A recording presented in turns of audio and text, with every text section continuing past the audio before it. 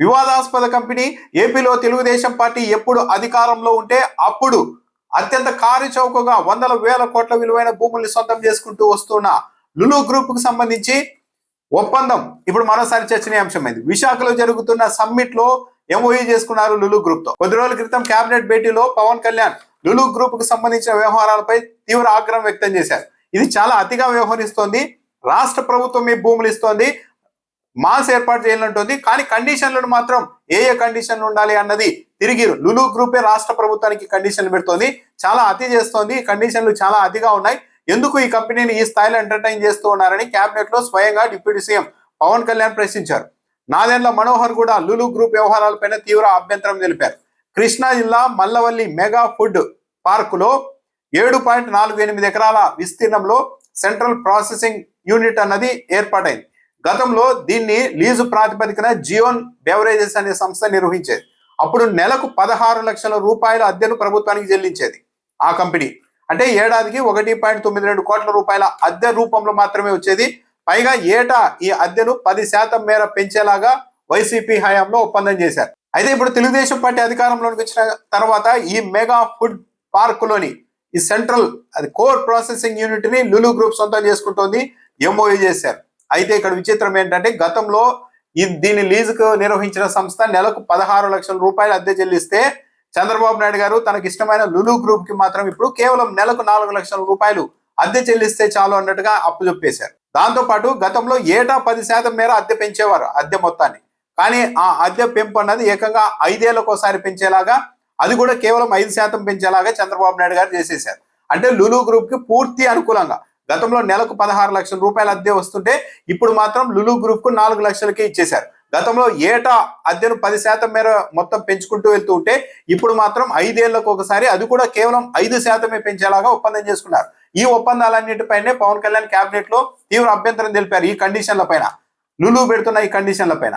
దాంతో పాటు ఈ ప్రాసెసింగ్ యూనిట్ లో దేన్ని శుద్ధి చేస్తుంది ఈ సంస్థ అని కూడా అభ్యంతరం తెలిపారు పవన్ కళ్యాణ్. గోవధ చేసి గోమాంసాన్ని ఎగుమతి చేసే అవకాశం ఉంటుంది, కాబట్టి మేము దీనికి పూర్తిగా ఒప్పుకోము, గోవధకి మేము పూర్తి వ్యతిరేకమని కూడా కేబినెట్ లో చెప్పారు. దాంతో పాటు ఈ లులు గ్రూప్ కు విలువైన భూములు ఇస్తూ ఉన్నారు రాష్ట్ర వ్యాప్తంగా, కానీ ఈ లులు గ్రూప్ అన్నది స్థానికులకు పెద్దగా ఉద్యోగాలు ఇవ్వదు, తన సొంత మనుషుల్నే తెచ్చిపెట్టుకుంటుంది అక్కడ. అలాంటి సంస్థకు ఎందుకు ఈ స్థాయిలో ఈ కండిషన్లు పెడుతుంటే ఇంత ఎందుకు ప్రభుత్వం దాసోహం అవుతోందని కూడా పవన్ కళ్యాణ్ ప్రశ్నించారు. ఆ రోజు కేబినెట్ లో లులు గ్రూప్ కండిషన్ల పైన చంద్రబాబు నాయుడు గారు కూడా అసహనం వ్యక్తం చేశారని తెల్లారిన తర్వాత పత్రికల్లో రాయించుకున్నారు. కానీ ఈ రోజు చూస్తే విశాఖపట్నం సమ్మిట్ లో ఎంఓయూ చేసేసుకుంటూ ఉన్నారు. అంటే పవన్ కళ్యాణ్ అభ్యంతరాలు తెలిపినప్పటికీ కూడా లులు వ్యవహారంలో చంద్రబాబు నాయుడు గారు ఏమాత్రం వెనక్కు తగ్గే అవకాశాలు కనిపించడం లేదు. ఏదో జరగడానికి జరుగుతోంది. లులు గ్రూప్ విషయంలో చంద్రబాబు నాయుడు గారి ప్రభుత్వం ఎందుకు ఇంత మోకరిల్లిపోయింది ఆ కంపెనీ ముందు అన్నది పెద్ద ఫజిల్. ఇదే లులు గ్రూప్ అన్నది గుజరాత్ లో నోరు మూసుకొని 519 కోట్ల రూపాయలు చెల్లించి 16 ఎకరాల భూమిని కొనుగోలు చేసి మరి అక్కడ వ్యాపారం చేసుకుంటుంది. హైదరాబాద్ లో కూడా అంతే. కానీ ఒక ఏపీకి వచ్చేసరికి మాత్రం కారు చౌకగా విశాఖపట్నంలో ఆర్కే బీచ్ ఎదురుగా ఏకంగా 13.74 ఎకరాల భూమిని 99 ఏళ్ళ లీజుకు అప్పగించేశారు. చాలా తక్కువ ధరగా ఇచ్చేశారు. ఆ భూమి విలువ 679 కోట్లు. అక్కడితో నాగారంటే విజయవాడలో ఆర్టీసీకి సంబంధించిన అత్యంత ఖరీదైన భూమి 4.15 ఎకరాల భూమిని కూడా లులుకి ఇచ్చేశారు. ఆ భూమి విలువ 600 కోట్లు. ఇలా వేల కోట్లు 100 కోట్ల విలువైన భూములు ఎక్కడ పడితే అక్కడ లులుకి ఇచ్చేస్తూ వెళ్ళిపోతున్నారు. ఎందుకు వెళ్ళిపోతున్నారు? పక్క రాష్ట్రాల్లో అదే కంపెనీ 100 కోట్లు పెట్టి భూములు కొనుక్కొని ప్రైవేట్ వ్యాపారం చేసుకుంటా అంటే ఏపీలో మాత్రం ఎందుకు ఫ్రీగా భూములు అంత ఈజీగా దొరికేస్తున్నాయి అన్నది ఇప్పుడు ఒక పెద్ద ఫజిల్. పైగా ఇదేమన్నా పెద్ద కంపెనీ పెడుతుందంటే ఏం లేదు, మామూలు మాల్ నిర్వహిస్తుంది. ఈ మాల్స్ కాంప్లెక్స్ నిర్వహించే వాళ్ళు సొంత వ్యక్తి, ప్రైవేట్ వ్యక్తులు వాళ్ళు భూమి కొనుక్కొని నిర్వహించుకుంటారు.